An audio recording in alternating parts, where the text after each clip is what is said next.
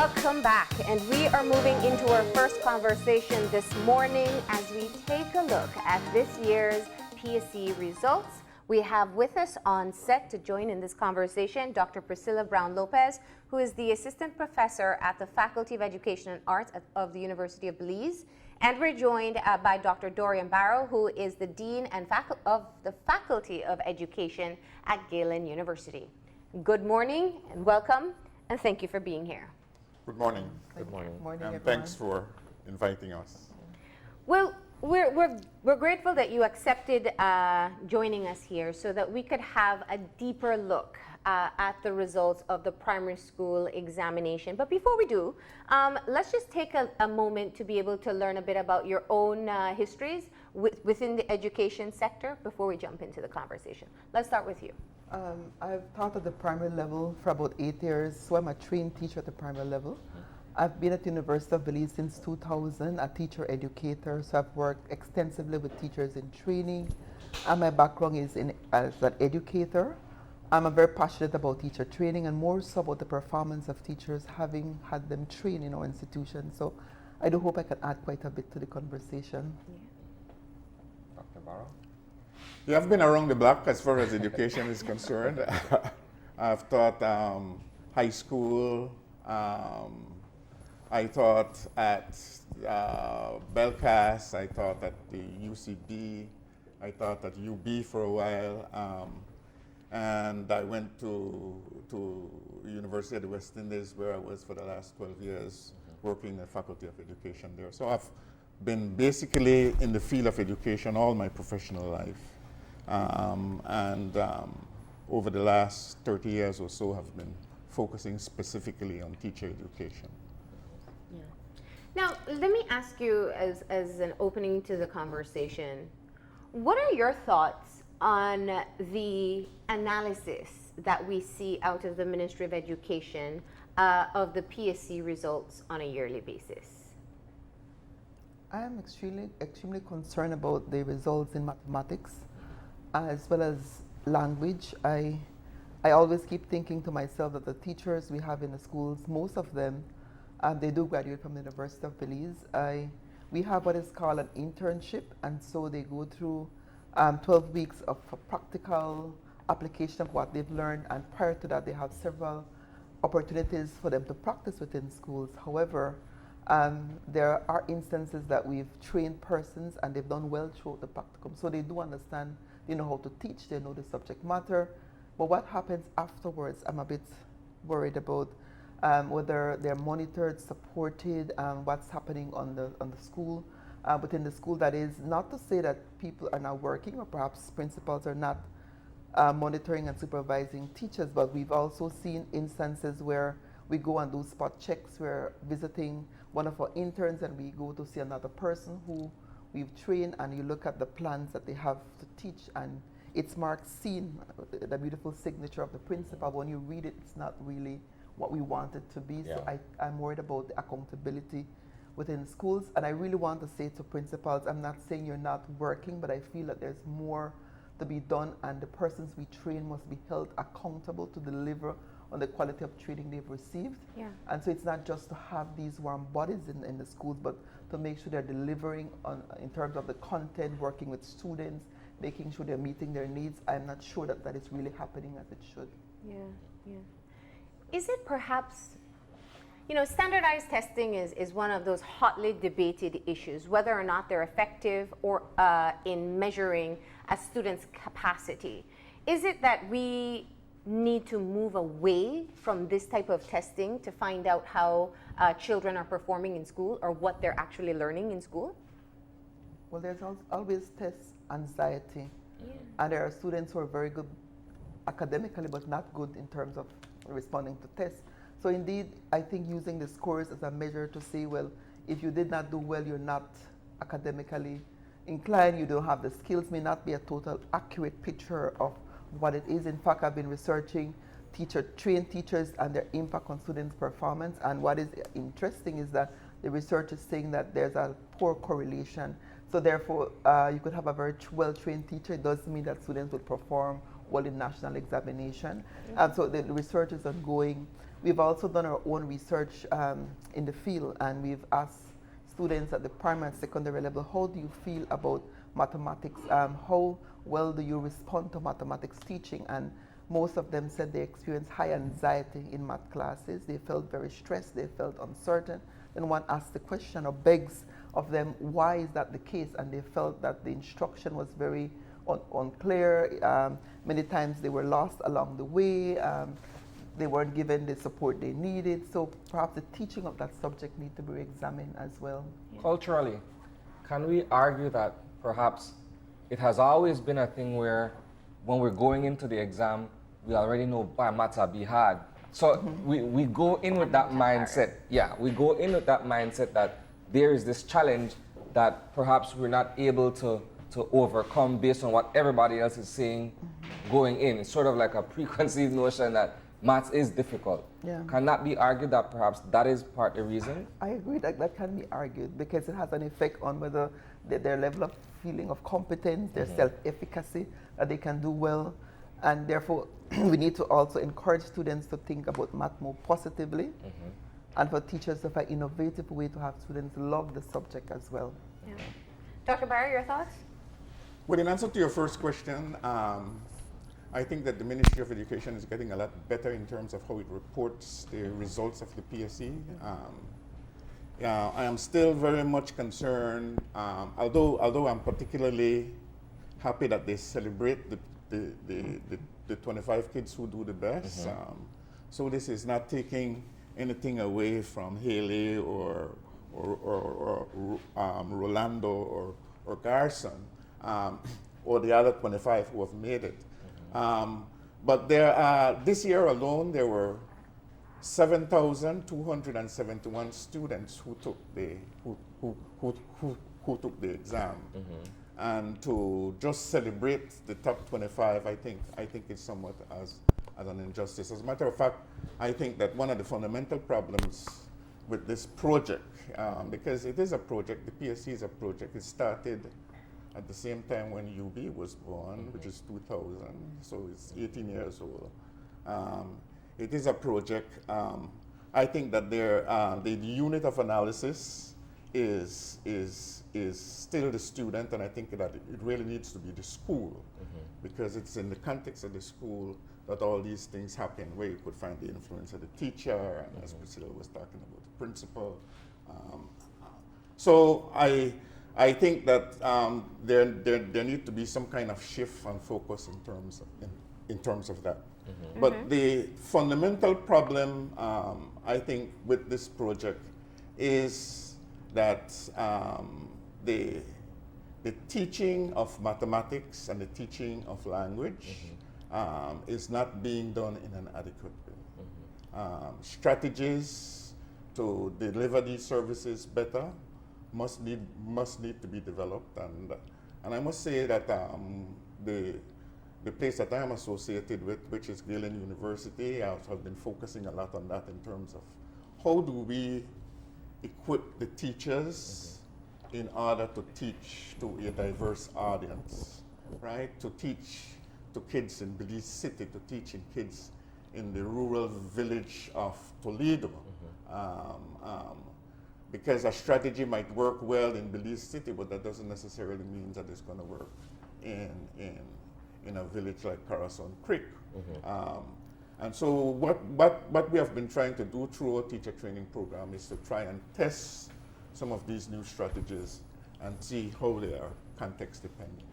But that, I think, is one of the things that really needs to be focused on in terms of how the delivery of those two services are. Do we, when we have conversation with teachers, sometimes with parents and even students themselves, they acknowledge that after a certain period of time, once they get into Standard 5 probably, their education becomes very PSE-centric. Additional classes, focus on the particular subjects that will be tested. And that, one would assume, is for many reasons. It's because the public in general, parents, the Ministry of Education, schools use it. It's a ranking, more of a recognition of how the curriculum has been delivered. But my question is, this PSE-centric approach, is it somewhat of an injustice to our students, as we may have missed a very important period in imparting other critical skills as well? Well, this issue of supplementary tutoring that you're talking about, where there's a lot of drill and practice, a lot of focus on past papers, a past examination, is a global phenomenon. If you think it is bad here in Belize, I want you to see what it is in Trinidad, or what it is in Asia. In Japan, for example, the supplementary tutoring business is on the stock exchange. People invest in the formal school system, but they don't seem to have the type of confidence in the formal school system that they should. And so this supplementary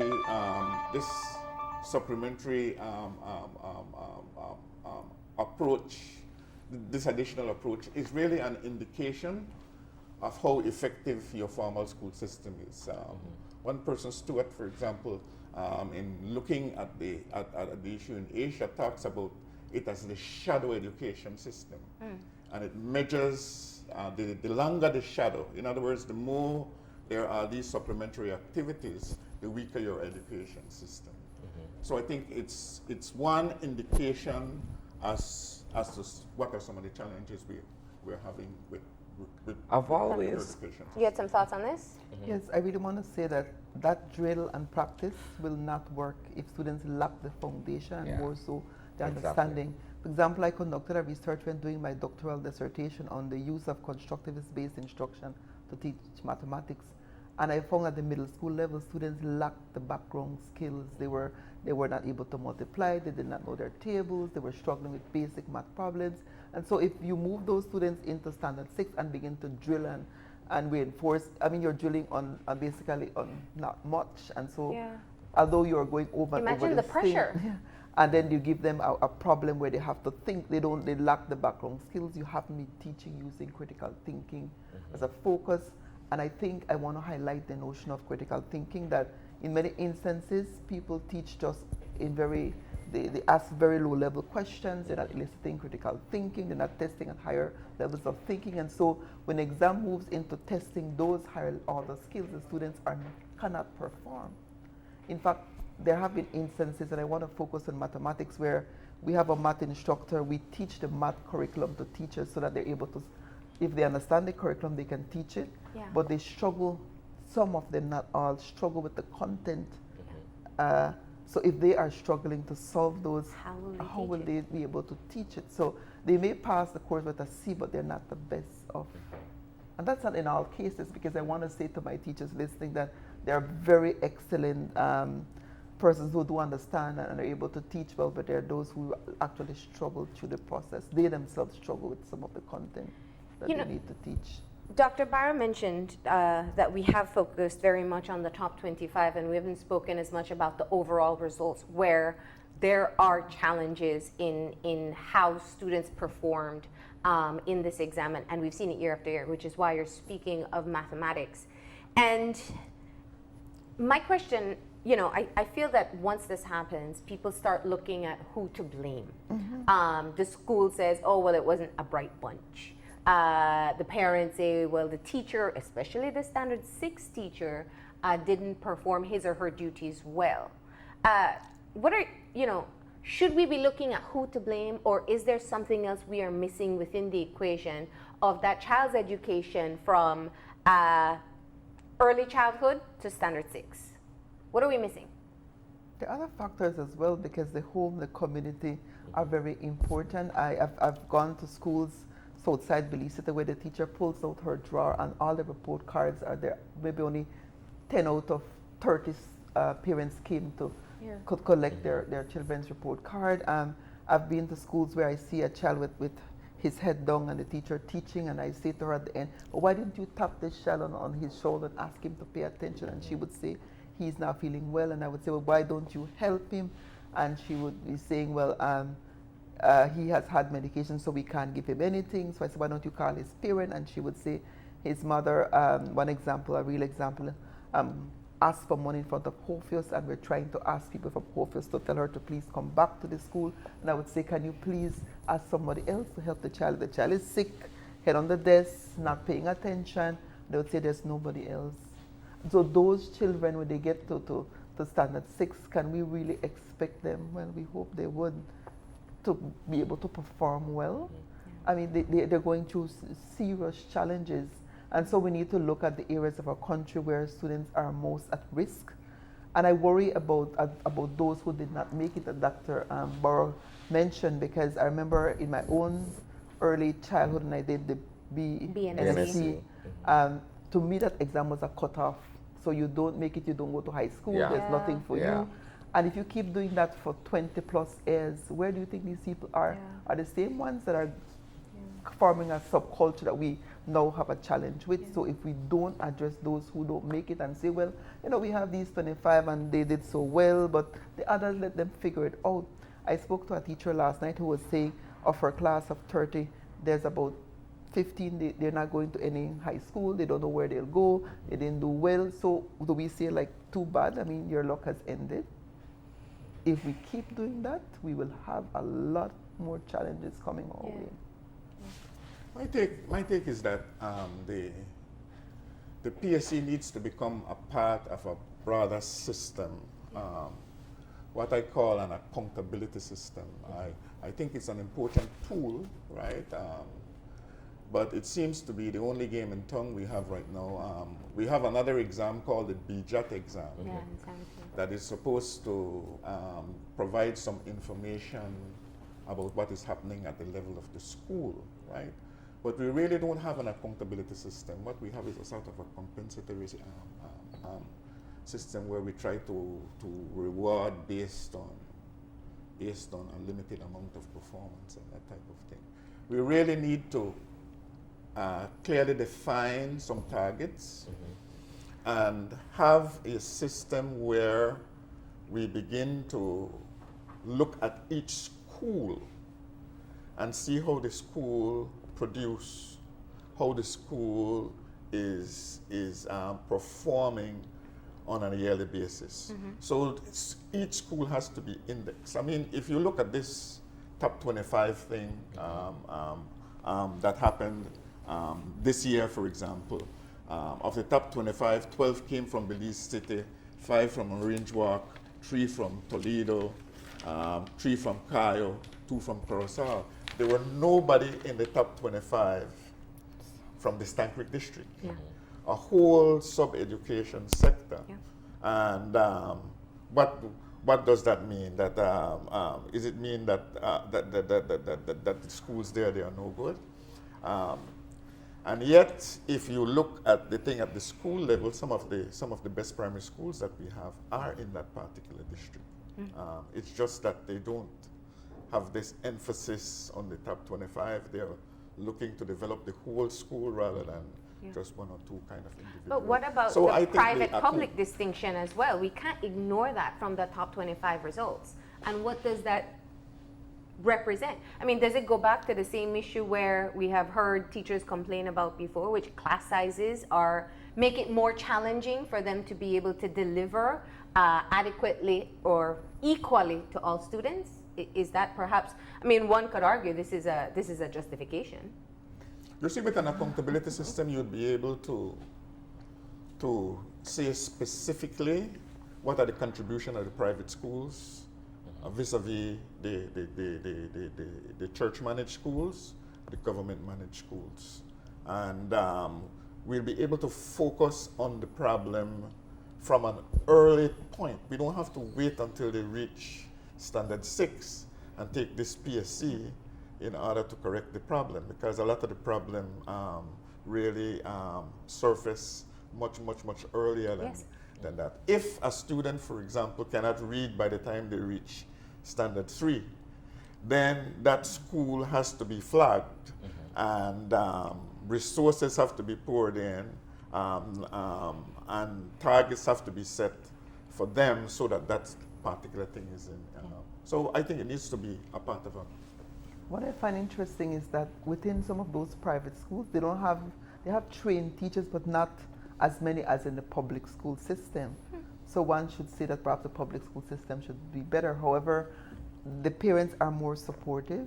The quality of resources they use is more enriched kind of resources.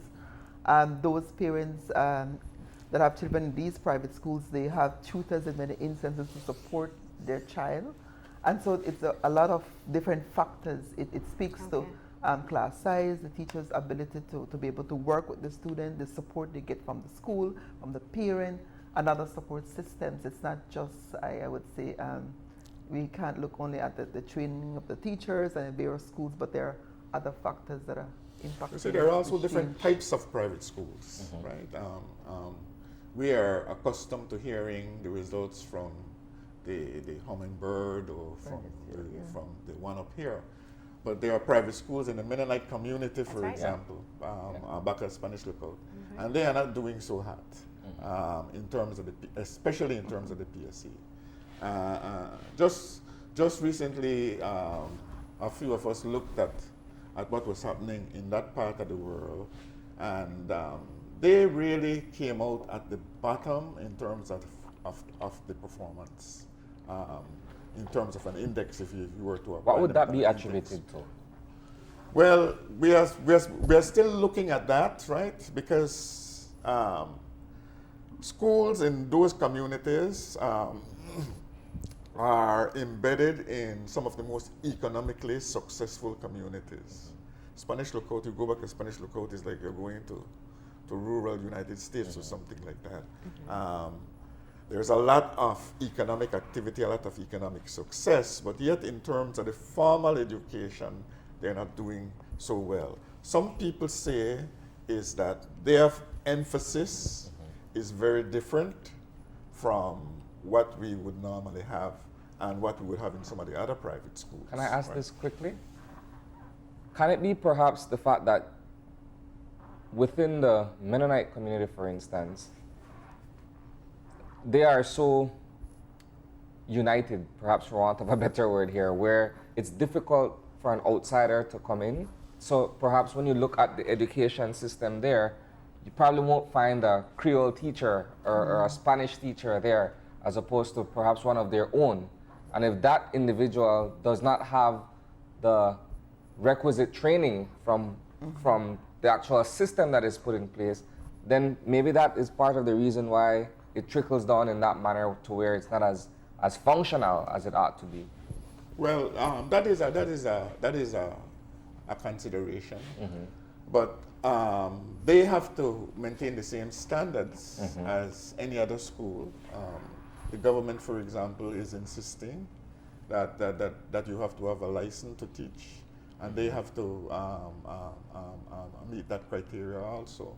So I think I think that is an issue, but it seems to me like their goal is very different, right?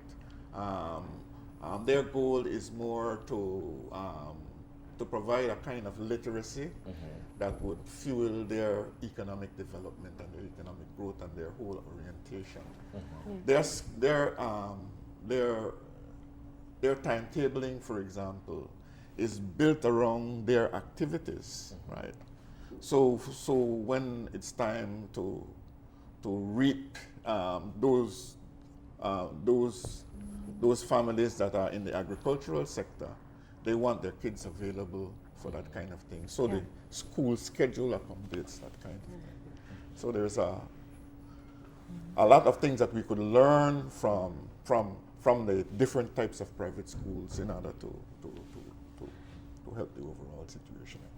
Let's broaden back the conversation, I think, to looking at the results itself. And I think, you know, when I mentioned before about the blaming issue, I did want to make the note that even the Ministry of Education puts a point in its release to say it's not to be used for blame. And in fact, they articulate that the results are really meant to be used as a tool as to where they need to improve the quality of education being delivered to our children. Yet, we've not been able to overcome this hurdle or obstacle or whatever you want to call it in mathematics. And the challenge is, I think, as you were mentioning before, is could it be methodology? Could it be a lack of understanding or a lack of proper foundation within the teachers themselves? Let's delve into what's happening with the mathematics. And a part of your role being here is that you are the teachers of the teachers, which means that you know very well what they have been trained to be able to deliver in the classroom. So let's talk about identifying some of these gaps. I think teaching for understanding is a major thing we need to focus on. It's not that you just explain a concept, but you have students construct understanding of it. And I feel that the curriculum is so packed that often teachers seem to almost just go surface teaching. They cover this topic this week, next week another, the other week another, and so they're not really helping students to make connections and to understand and interpret what something really means. And for them, it is often time. Well, it's first term and I should do all of these things, I'm going to do them anyway. But it's not focusing only on the delivery of the curriculum, but on student learning as well. And I think that gap has to be closed.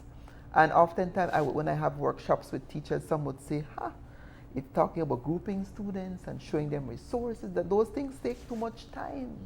It draws out the lesson. Why can't we just, but I'm saying to them, it's not about just quickly explaining something and covering. You have to have the students engage with materials, talk about what they understand, have them practice, you recheck them, you assess them.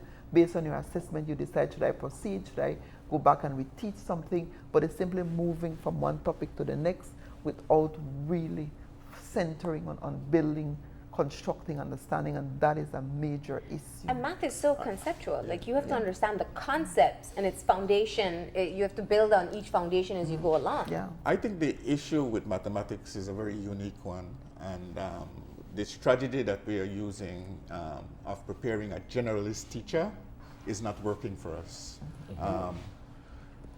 A lot of the schools that do very well in these high-stake exams do specialized teaching in mathematics, particularly at the Standard 5 and the Standard 6 level.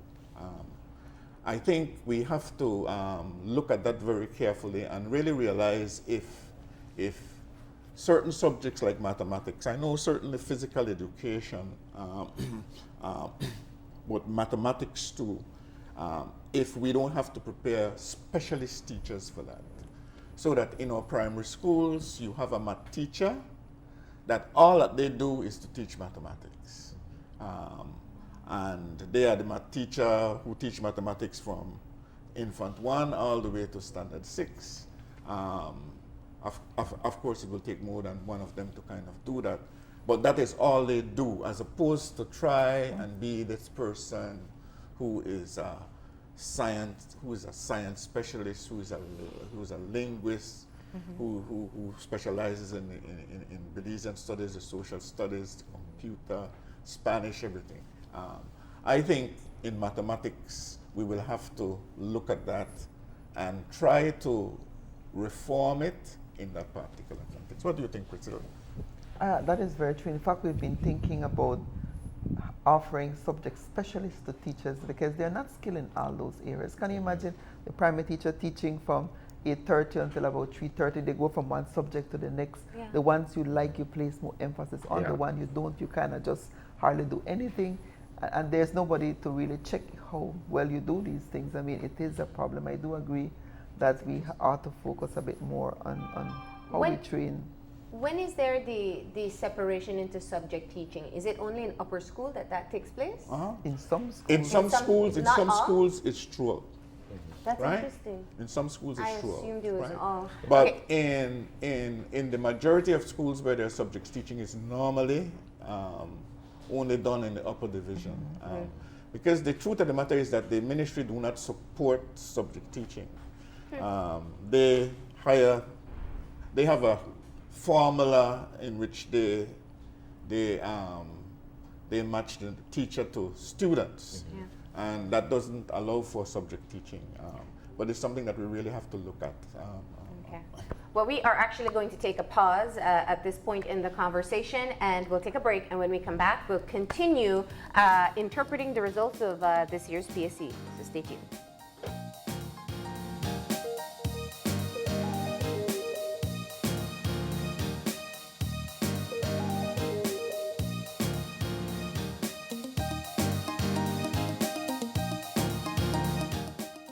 When someone you love becomes a memory, the memory becomes a treasure. Channel 5 introduces the Daily Obituaries. The Daily Obituaries will broadcast all death and funeral announcements and memorials to honor your loved one's life and memories. The Daily Obituaries airs on Channel 5 prior to the evening newscast, with subsequent repeats at 10 p.m. and 12 noon the following day. It will also be placed online on our social media platforms, all for a standard package fee. Celebrate their lives and memories with Channel 5's Daily Obituaries. Honor in life and reverence in death.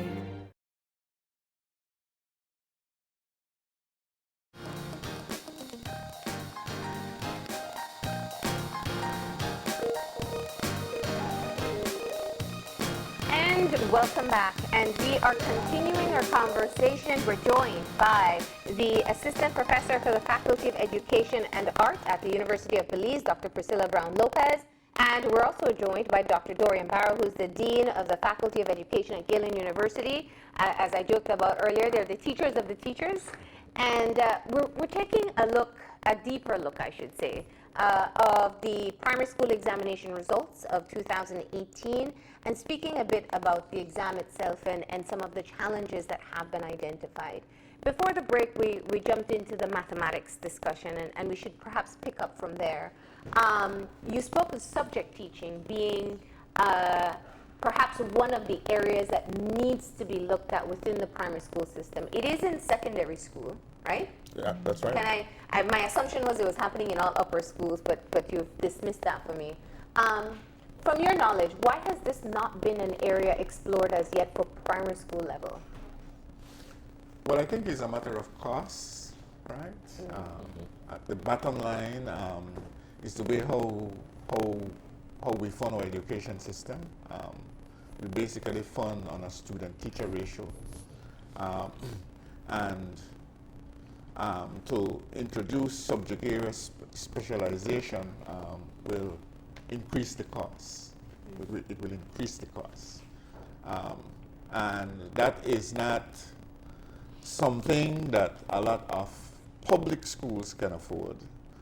Some of the private schools, of course, started out with that, and they're organized along that.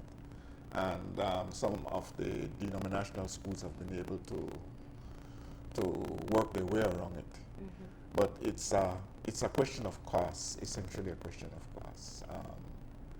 But from my perspective, I think it's an investment that we have to make. Are teachers trained specifically by subject? Yes. Yes. But Yes. to teach a number of subjects. You can be trained. As a matter of fact, there are two types of training. There is the generalist training, in which you're taught to teach all 8 or 10 subjects. Yeah. And there's a specialist training. At Galen, for example, you can specialize in math and science, or you can specialize in social science, in social studies and language arts, where you're trained only to teach in those particular subjects at all levels. So the best strategies to teach year 1, infant 1, as well as the best strategies to teach your standard 6, right? So there's a difference in terms of the training. So they would take more math courses, for example. Okay. Right? More math content courses. And they would also take a wider variety of courses specifically related to how to deliver mathematics in schools. I suppose these are the type of teachers who move into secondary school, because that's where there's more of a subject focus approach. That's also where they're paid more. Well, it is, if we talk about the budget for Ministry of Education, that'll be a whole other conversation.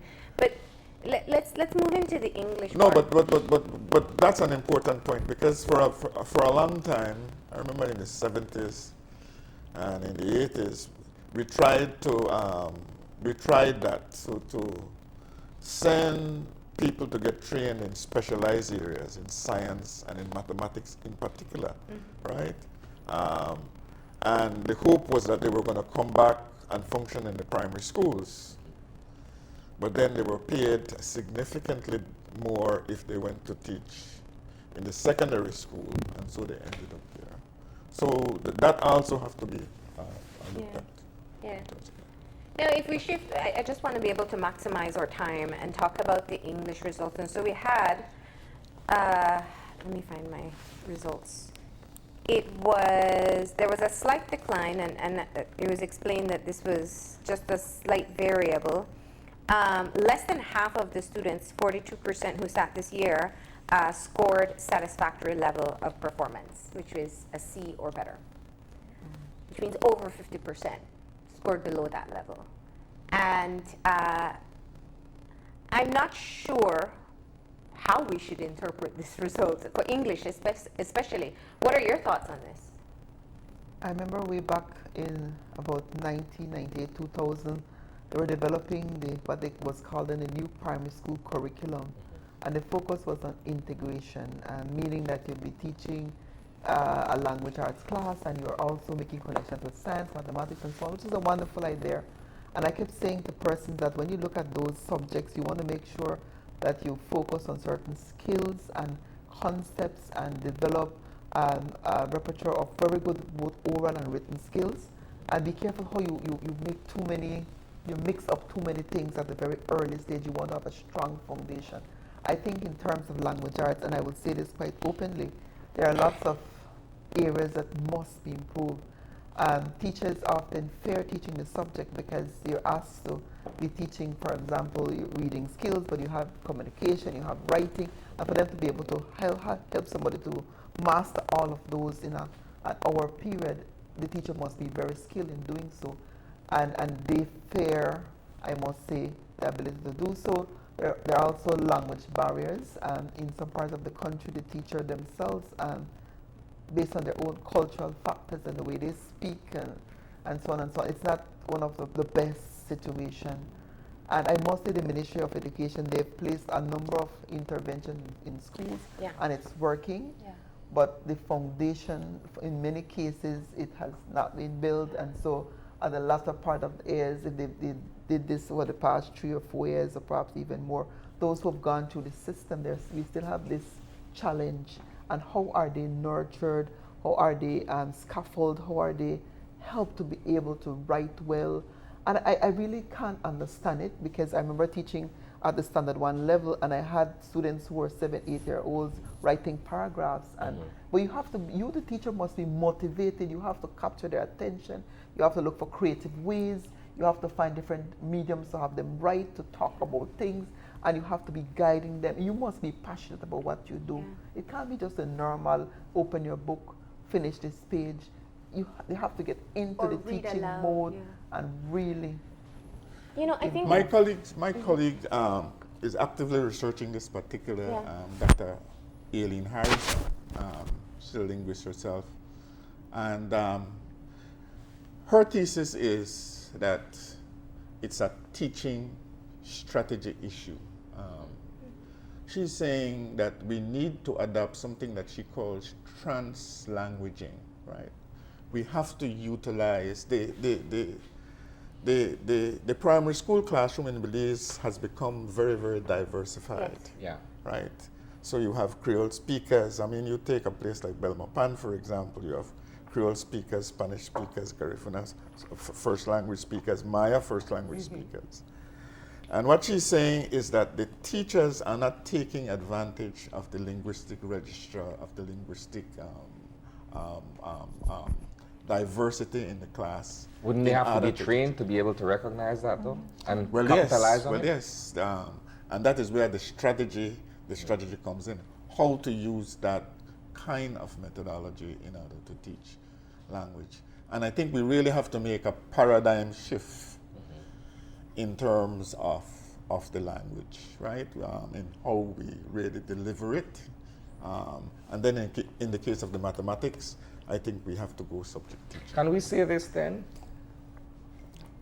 The primary language spoken, the national language is English, such that when you're in the official, language is English, so that when you're in the classroom setting, that should be the language spoken. But observations would have it that Sometimes you walk into a classroom and the teacher is speaking Creole to the students.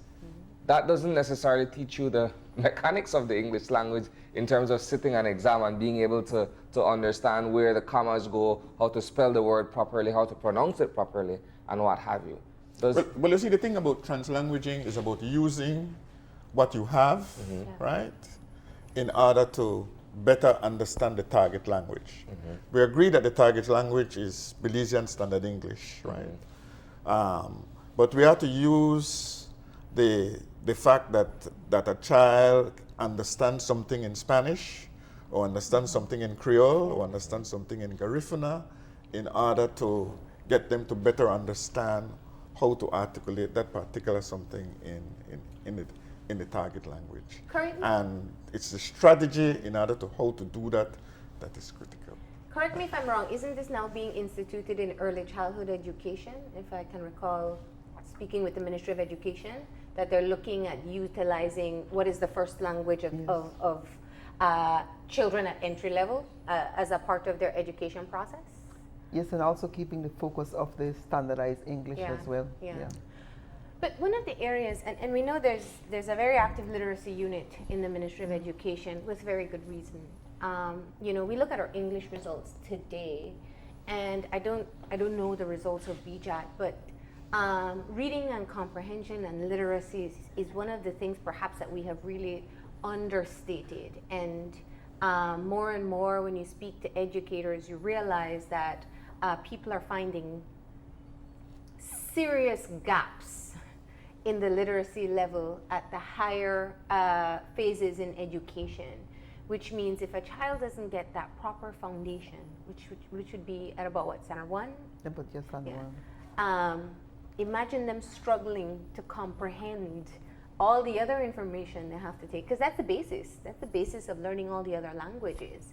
Talk to me about the strategies within your own educational institution to really take a look at literacy and ensuring that when it comes to imparting this information, that we can have better results. I'm concerned, firstly, and I'll certainly respond to your question, is that at the school-based level, it's important to put very strong teachers in Infant 1, Infant 2, Standard 1. Of course, at all levels, but you want to make sure you have those teachers who are trained, they can work well with children, and they have the skills to be able to help them to grasp those basic concepts. I think a language experience approach is a very good way of immersing students in understanding the language and using it, talking about different things, looking at pictures, speaking about it, guiding them to write using the proper, you said commas or use of capital letters, etc. I find that now, because the curriculum is so packed, and we have to talk about the national curriculum, there are so many learning outcomes and standards that teachers are actually just going from one to the next, that the basics are often not addressed properly. So even though they have the methodology, if you keep going at a fast pace from one thing to the next, for example, they can have one story. From that story, they're able to practice intonation, they're able to pause when they see commas. If there's a question mark, they use their voices. You go back to that same story, look at the structure of the language, which word is a noun, why is it a noun? I mean, have them write something. The whole holistic type of learning, it's one that has to be practiced, and the teacher must be guided to do that. Some efforts are currently in place, but I think there's much need for much more. And our children are not reading. Like before I was going to primary school, I used to have a Hardy Boy and Nancy Drew. I used to like all day be reading. I want another book. They're not reading as they used to. So. But they read their text on their phone. Which is not in English. well, it's in a language that they can communicate with. But you said something very significant earlier when you said that you did not know the BJAT results. Yeah. I don't know it myself. I don't know if Priscilla know it. I don't know what the BJAT result is for this year, for last year, for the year before. And I think that we are not taking advantage of the data that we have gathered through these examinations. We're really just milking the PSC. I think with an accountability system, we would have to be administering more tests at different levels. For example, in language, I think that we should test our kids at standard 1, right? Because if there are things that they cannot perform at standard 1, then that have to be corrected. Yeah, we has can't to be just remedial work push them immediately. up to standard 2, right? And then we have to test them again in that language at standard 3 to see if they have gotten it. It is only through an establishment of those kinds of mechanisms, taking advantage of the BJAT, establishing an accountability system, that we'll be able to identify specifically the problems at the various levels and in the different parts of the country. We cannot assume that the problems of the Belize district is the same as the problems of the Stan Creek district. We see, for example, this year there was no persons in the top 25 from the Stan Creek district. So we have to really examine that whole system of assessment and targeting and doing interventions in a timely manner where they are particularly needed. That would be an interesting study, or to take a look at where the BJAT results of this group was, or any year, and compare whether there's growth or they're at the same level. Because then you'd really see whether or not there's progress being made. We're quickly running out of time, but I'm really hearing from both of you two very important issues, which I'm assuming is part of what you're passionate about. One, Dr. Lopez, you're talking about the curriculum itself. And what I seem to be hearing, you can correct me if I'm wrong, is what I've heard from many teachers, which is there's just so much to cover. And I have to give the joke, because when we have a lot of activists on the set, a lot of times they want to get more things into the curriculum. If we should talk about any particular social issue, they want it in the education system as well. What are your major concerns about what we're using today? It's really too much. We need to focus. I keep saying that schools ought to ask themselves at the infant 1 level, in terms of mathematics or any other area, what should students be able to do at the minimum at the infant 2, so you're able to track, are we meeting our targets at this level? While it's good to focus on all of those things, if we don't refocus our energies on the basics and what is most important, we'll keep missing the point. And I just want to quickly add on the BJAT, many schools don't even interpret their results. They don't even know what their results are. They get it, but they don't pay attention to the details. Wow. So the exam is not serving the purpose that it's intended to. I have a family member who last night we were talking about BJAT, and she said she was supervising the examination, and some students can't even write good sentences at the standard 3 level. So what will happen at the standard 6? Do we expect them to suddenly pass or to do well? So the accountability that Dr. Barrow keeps speaking of, we must make schools more accountable. When you speak of a curriculum with focusing mainly on the necessities, you know, I can recall some of the classes and lessons I learned very vaguely in primary school. And I hate to say it, they're almost irrelevant at this point in my life. But because I had to be drilled for it and use it for different tests and stuff, I do recall it. But we don't learn some of the basics. We don't learn the critical thinking skills that are necessary, the communication skills that are necessary, the practical functioning mathematics that we will need to use in our lives. These aren't part of our education system, and it seems that, and if they were, perhaps they were quickly covered in a week that I didn't retain it.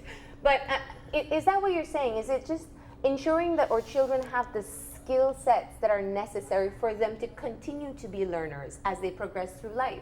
We must do that. And it's making sure we assess how well they are performing within those skill sets and be able to build on the foundations we lay. Because I feel that they're like somebody does something, the next year somebody else doesn't build on what the person did, but they went on with something else. So the consistency, I could imagine the poor student just going from one thing to the next without making connections, building on what they've learned before. It should be very could be very confusing, I Yeah. believe, yeah. Yeah. And what I'm hearing from you consistently in this conversation is this issue of accountability. And I want you to take the time to explain what that means.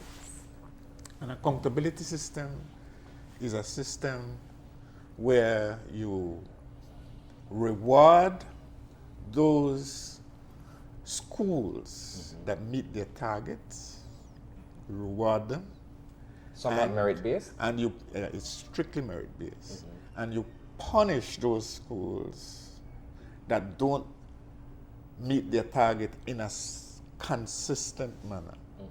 So it's a system of reward and punishment based on performance. It's outputs, right? What happens in the end. So you set some targets.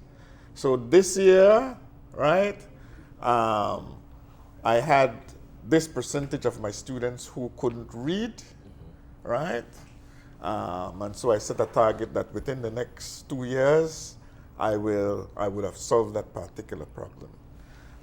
And that has to be done on a school by school level, right? Which means that we really have to do a lot more decentralization of our education system, so that because the problems of different regions of the country are very, very different. Yeah. Right? But even within Belize City, I mean, I can hear teachers arguing with you right now. Listen, what I have to deal with in my class That is correct. in St. Martin's, just being able to shield them in the proper in the school environment versus private school on the north side.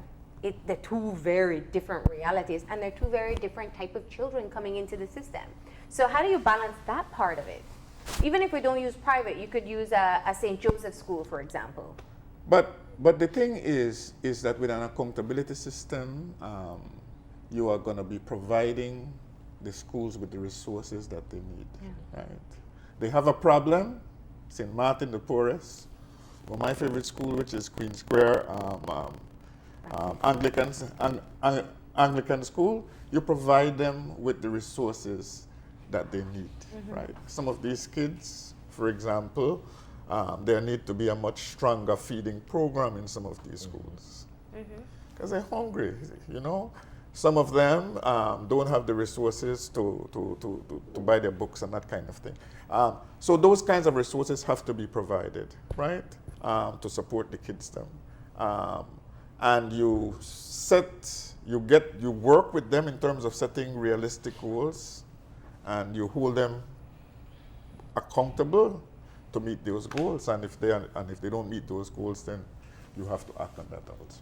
I'm just worried about the notion of punishing, like rewarding and punishing schools, because I want to think about, and I must reflect on teachers who are experiencing like classroom management challenges, like Southside Belize City, and all over the country in many instances, but much so I would say in some schools. We've gone to a system where we want to nurture students and all of that, and some schools are unable to manage the class. Teachers are unable to manage the classroom well, to keep students focused and to be teaching and doing all the different things we're asking them to do. So unless we are able to, even us as teacher trainers, rethink our strategies, because we can't only say what's out there that they should be doing this and that and the next. We also will need to rethink how do we assist our teachers to manage the classroom, to teach well, to engage the learner, to use multiple strategies, which is a lot, I must say. So our work is really cut out for us. Our concern for me is the conversation. I don't think we're talking a lot to each other, the ministry, speaking to the teacher training institutions, the teachers, the principals coming and saying, these are the things we're seeing from your teachers who come out from UB or come out from Galen. While they're good at this, we're not seeing so much of them doing other things. So we're able to connect and to see what are the gaps and how can we fill those gaps. And the final and most important point, which we haven't been able to bring into the conversation as yet, is the role of parents. You know, I come from a family of teachers, so sometimes when I hear people speaking of teachers, I have to remind them, you know, you have a particular responsibility as a parent as well. And we hear teachers, you gave the example, where parents won't even come in to collect a report card or to speak with the teacher about any challenge they're having with the child. How important is this in the education process of the individual child? Parents are key. And I was going over the life stories of some of the kids who did well over this weekend, and they all indicated how important the teachers and the schools were, but most importantly, how important their parents was, the kind of support that they got from the parents. So parents have to realize that this is a part of their responsibility in terms of providing the support that the child needs. And sometimes it's just a series of little things. Making sure that when the kids come home, that there is a homework time, right? And sitting with them, supervising them, right? Before they go to the playtime and that type of thing. So they are an important part of this equation. And if they want their kids to succeed, then they will have to, they too will have to step up. And if I may add, many of the parents that are younger persons, nowadays we have teenagers having children and so on and so on, they themselves lack the skills to nurture, to help a child, to provide the support that one really needs. And the school can't do it all by themselves, so perhaps there's need for some parenting support for those who need it most to assist their children, I would say. Closing thoughts? Well, I'd like to first of all thank you for this opportunity. We think that my thought is that the PSE project, 18 years, it's about time that it's assessed and see and determine whether or not it is doing what it's supposed to do. I went back and to find out what was the purpose of this thing, and there were two purposes. The first purpose was certification of students at the completion of Standard 6 in 4 subject areas, and to provide information to education institutions for decision making, right? To inform policy, planning, and practice at the national, district, school, and classroom level. I think in terms of the certification, they are doing well with that. But in terms of the other objective, that really needs to be strengthened and needs to be attended to.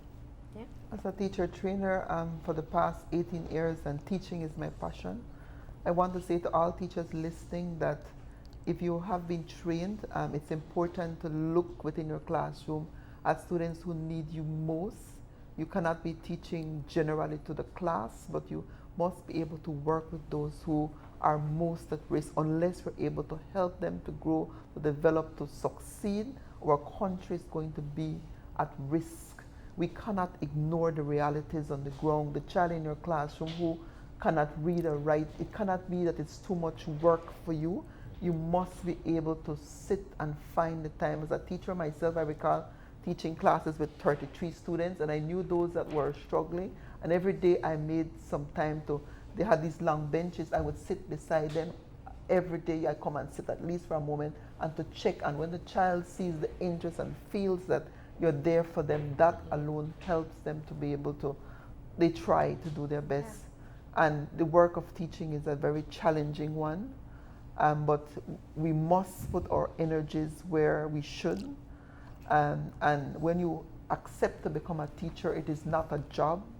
It is really being passionate about what you do. Every lesson should be one that reflects on how best can I get this concept across to the student. It's not just passing the moment. And at the end of the day, it does pay off. Believe me, it does. All right.